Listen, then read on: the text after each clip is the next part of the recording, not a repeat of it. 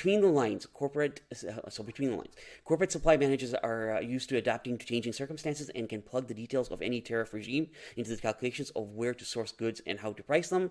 But the sheer unpredictability of this policy environment means it's a less a one-time adjustment and more a constant moving target.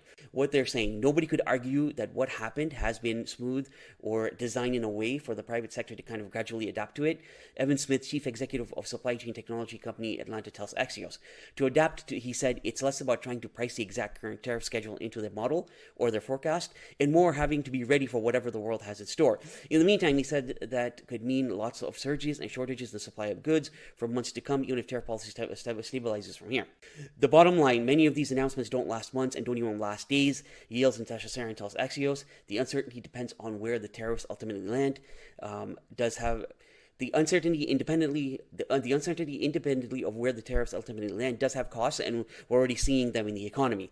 And so basically you're seeing them in price raising in cars. As I mentioned earlier in one of my videos, that Hyundai has raised their prices. Just to give you an example, with these tariffs on aluminum and steel, if you were to buy a car that was already at $40,000, and now with the 50% tariff implement, that car is now going to cost you $60,000. That $20,000 doesn't come out of the government's budget. It does not come out of Donald Trump's pockets. It does not come out of Scott Bessent's pockets. It comes out of our pockets, which means that now we need, we have to plan further. Not only that, is these type of volatile tariffs, inflations, they can come and go, but our salary will always remain the same.